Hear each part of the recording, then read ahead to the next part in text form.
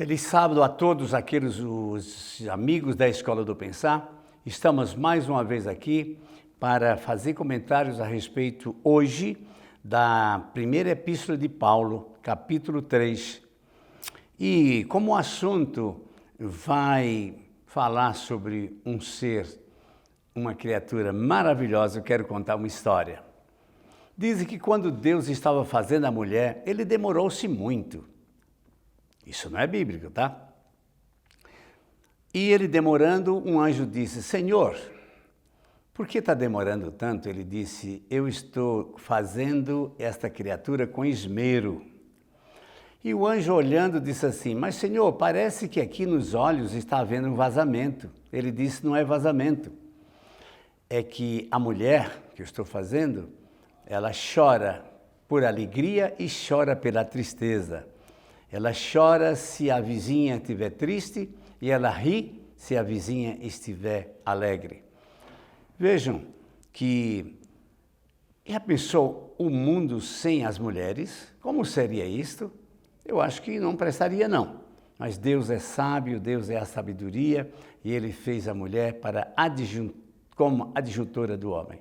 E nós damos louvores a Deus por ter criado vocês mulheres. Então, vamos comentar aqui o capítulo 3 de 1 Pedro, que diz assim, mulheres, sede vós igualmente submissa ao vosso marido, para que, se ele ainda não obedece à palavra de Deus, seja ganho sem palavras por meio do procedimento da sua esposa. Esposas, vocês sabem que muito da casa, muito do lar depende de vocês, do comportamento, do procedimento, da paciência, da sabedoria que as mulheres têm. A mulher tem 6 sentidos e nós, homens, temos 5 sentidos. Diz que a mulher tem um sentido que ela desenvolve através dos seus trabalhos, dos seus pensamentos. É maravilhoso isso. E no verso 2 ele diz assim, ao observar o vosso honesto comportamento cheio de temor, não seja o adorno da mulher, da esposa, o exterior, não seja o frisar dos cabelos, não seja os adereços, nem seja os vestidos. O que é que ele quer dizer com isso? É que a beleza da mulher está no seu interior, no seu comportamento, na sua paciência, na sua sabedoria. E isto é maravilhoso, isso é extraordinário. Maridos, vamos valorizar as nossas esposas, porque sem elas o mundo seria simplesmente terrível. E no 4º verso diz assim, seja, porém, o homem interior de coração, unido ao incorruptível, que o trajo seja o espírito manso, tranquilo e de grande valor diante de Deus. Pois foi assim também que a si mesmo se ataviava outrora as santas mulheres que esperavam em Deus, estando submissa ao seu marido, ao seu próprio marido. Assim como Sara obedeceu a Abraão, chamando de Senhor, da qual vós vos tornastes filhas, praticando o bem e não temendo a perturbação alguma. Que beleza, que maravilha, que extraordinário quando a gente estuda as criaturas de Deus. Homens tementes a Deus, mulheres tementes a Deus, se portando de uma maneira exemplar para que a casa toda, o lar, ele seja um cheiro, um perfume para a vida. E diz ainda no 7, maridos, vós igualmente viveis a vida comum do lar, com discernimento e tendo consideração para com a vossa mulher, como parte mais frágil. Olha, gente, aqui diz frágil, não é fraca. Fragilidade é muito carinho, amor, sensibilidade e não é fraco. As mulheres jamais serão fracas ou são fracas. Elas são frágeis, dóceis, amáveis, companheiras, adjutoras. e tratai-a com dignidade, porque sois juntamente herdeiros da mesma graça, da mesma vida, para que não se interrompa as vossas orações. Imaginem, um casal cristão que briga e na hora da oração, tem hora que a gente diz, espera aí, orar junto com a briga? Sim, sim, devemos orar todo o tempo. Se você sabe que algum assunto vai trazer guerra, discussões, ora antes. Senhor, nós vamos agora discutir um assunto que sempre dá briga. Então vamos orar, Senhor. Esteja conosco. Fica perto da gente, assiste no Senhor. E vocês sabem que quanta coisa nas brigas são pecados, ofensas, ciúmes e desaprovações, mas se Deus está presente, você não peca, porque o pecado é obra das trevas, e onde está Deus, está a luz. Você não pode pecar. Vocês sabiam que Deus, lá no Pai Nosso, ensinou que devemos pedir socorro e orar para não pecar? Ele diz, não nos deixeis cair em tentação, livra-nos do mal. Está no Pai Nosso. No verso 8 diz assim, finalmente sede iguais de igual ânimo, compadecidos, fraternalmente, amigos, misericórdios, humildes, não pagando mal por mal, nem injúria com injúria, antes, pelo contrário, bendizendo, pois para o que fostes chamados, a fim de receberdes bênçãos por herança. Pois, quem quer amar a vida e ver dias felizes, refreie a língua do mal e evite que os seus lábios falem dolosamente, de maneira ruim. Vamos dominar os nossos lábios, dominar a língua. O apóstolo Tiago fala disso, já passamos por aqui, que todo mal, todo pecado está juntamente sendo contribuído com a língua. Devemos pensar no que dizer. Não diz agora, diz para depois. Faz pergunta ao invés de dizer, de criticar. Como é difícil vivermos uma vida cristã, principalmente no lar, aonde deve muito mais amor, mais compreensão, mais diálogo. Será que não é possível vivermos dialogando com aqueles que estão muito próximos da gente? Será que é natural brigas entre casais, entre filhos, entre pais? Isso é motivo de muita reflexão. E qual é o segredo?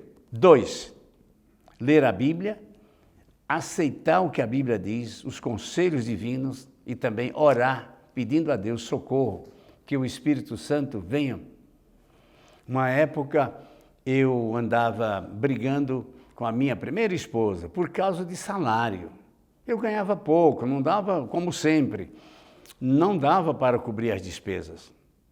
E eu resolvi um dia fazer o seguinte, chegava com o pagamento, que era no envelope, antigamente era assim, e eu disse assim, vamos orar? E eu entreguei para a minha esposa um caderno e uma caneta para controlar as finanças. Foi muito bom. A gente tirava o dízimo, tirava o dinheiro da condução, depois da feira, e se sobrasse, então nós iríamos destinar a comprar roupas ou a guardar um pouquinho. Sempre é bom guardar um pouquinho de dinheiro a cada mês, se possível. No verso 11 diz, aparte-se do mal e pratique o que é bom. Busque a paz, encha-se por alcançá-la. Empenhe-se, lute para alcançar essa paz. No verso 12 diz assim, porque os olhos do Senhor repousam sobre os justos e os seus ouvidos estão abertos às suas súplicas, mas o rosto do Senhor está contra aqueles que praticam mal. E o que é mal? A gente sabe perfeitamente o que é mal. É fácil detectar o que não é bom. Se você tem dificuldade de saber se uma coisa é boa ou ruim, faz um uma comparação com os 10 mandamentos. Os 10 mandamentos, eles estão aí para aferir a nossa maneira de ser. Nós queremos ter um caráter sadio, então ele tem de estar de acordo com os 10 mandamentos. O caráter de Deus está expresso nos 12 mandamentos que estão lá em Êxodo 20 e outros lugares mais. O verso 13 diz assim: ora, quem é que vos há de maltratar se fores zelosos e bom? É muito difícil você ser ruim para alguém que te trata bem. Um segredo. Quando eu chego na chácara, eu dou um passeio ali na grama, e encontro flores de grama, de capim, de pequenas plantas, em geral são amarelinhas que eu gosto muito. E eu trago 2, 3 e dou para minha esposa. Ela me agradece, põe num copo com água ou num vaso e ela fica satisfeita, fica alegre. Por que não tratar as esposas assim? E as esposas, o que fazem? Logo que chegam em casa, de viagem ou não, já querem saber como preparar o melhor alimento, a melhor bebida, um chá, um suco, uma cama bem forrada, uma casa limpa. Maridos, vamos valorizar estas coisas, são muito importantes para a vida do casal. Mães, lembrem dos filhos, mas não esqueçam dos maridos. Vocês sabiam que os filhos crescem, vão para suas casas, quem é que fica? O marido, a esposa. Esses devem estar mais unidos do que até mesmo os filhos. No verso 14 diz assim: mas ainda que venhais a sofrer por causa da justiça, bem-aventurados sois. Não vos amedronteis, portanto, com as ameaças, nem fiqueis alarmados. Antes santificai a Cristo como Senhor o vosso coração, estando sempre preparados para responder a todo aquele que vos pedir razão da esperança que há em vós. Fazendo, todavia, com mansidão, temor, com boa consciência, de modo que, naquilo que falam contra vós, fiquem envergonhados os que difamam o vosso bom procedimento em Cristo.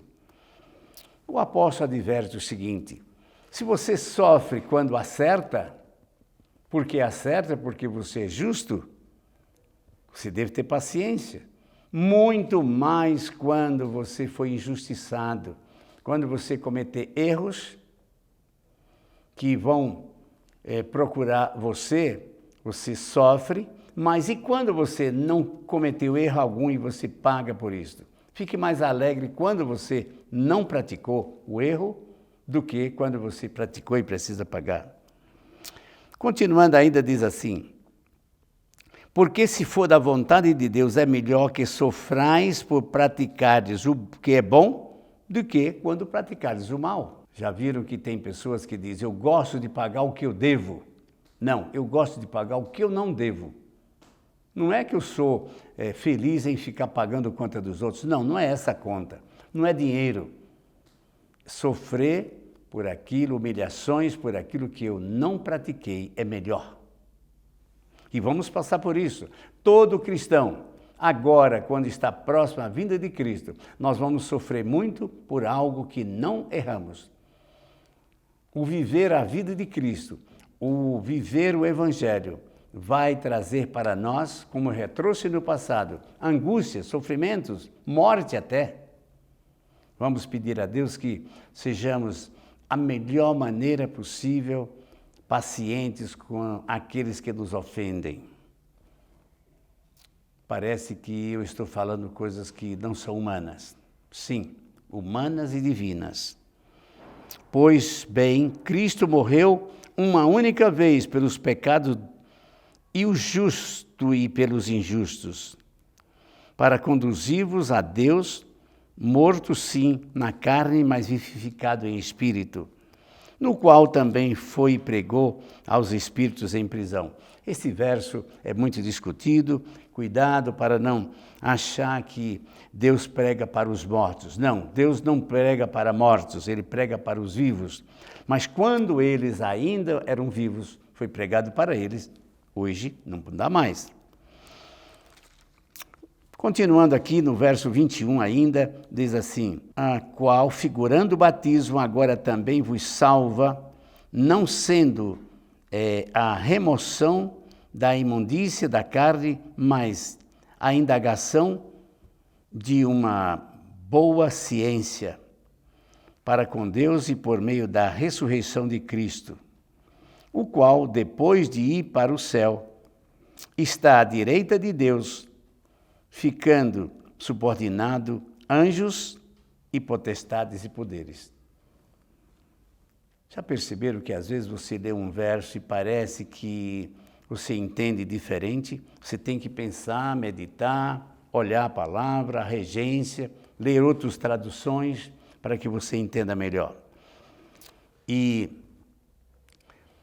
o que acontece conosco quando a gente lê um capítulo como esse e parece que está difícil de entender? Nós devemos fazer o seguinte: ler novamente, procurar conversar com alguém, pedir explicações para saber exatamente o que é que o apóstolo quer dizer a esse respeito. Submissos, as mulheres submissas aos maridos, sim, e eles também devem ser submissos a Deus, praticando toda a compreensão, todo o amor, todo o carinho para aquelas que foram criadas para nós, para ser nossa adjutora, nossa ajudante, nossa companheira. Agora, o homem tem responsabilidades que são diferentes. Eu fico pensando, na hora que um pneu fura, quem é que deve consertar? É o homem. Na hora que o bujão seca, quem é que deve ir buscar, providenciar? O homem. Se um dia tiver a pouca sorte de um ladrão querer entrar pela janela à noite, quem é que vai enfrentar este invasor? É o homem. A mulher pode ir também, é lógico, ajudar, mas é o homem quem deve estar à frente. Nesse momento é que devemos ver que o homem não é o único forte, mas é aquele que vai dedicar suas forças para a proteção, enquanto a mulher, ela pensa, ela aconselha, ela cuida da alimentação, da maciez da casa, da limpeza da casa. E a mulher desenvolve muito os seus sentidos aguçados para que o lar viva um momento melhor. Eu espero ter servido a vocês com esses comentários, sempre me colocando à disposição de vocês pelo telefone 994055612 e também aqui pelo telefone da escola 5841-6664. Estamos sempre para tirar dúvidas que vocês tenham a respeito da palavra de Deus. Não somos donos da verdade, mas nós, juntamente com outras pessoas, podemos dialogar com vocês a esse respeito. Que Deus nos abençoe ricamente. Vamos orar agradecendo a Deus por tudo aquilo que Ele nos dá, protegendo as famílias, as esposas, os esposos e os filhos. Oremos então. Pai misericordioso, muito obrigado, estamos pelos Teus cuidados. Guarda-nos pelo Teu amor. Faze-nos, Senhor, bons esposos e também que as esposas possam estar ali louvando e bendizendo o Teu nome. Abençoa os filhos, abençoa os parentes e todos aqueles que nos pertencem. Te pedimos de uma maneira especial para todos aqueles que pertencem à Escola do Pensar. E que neste sábado que se inicia, nós tenhamos a oportunidade de louvar, bendizer e adorar o Deus que fez o céu e a terra. Em nome de Jesus, amém. Feliz sábado para todos vocês, é o nosso desejo e até a próxima.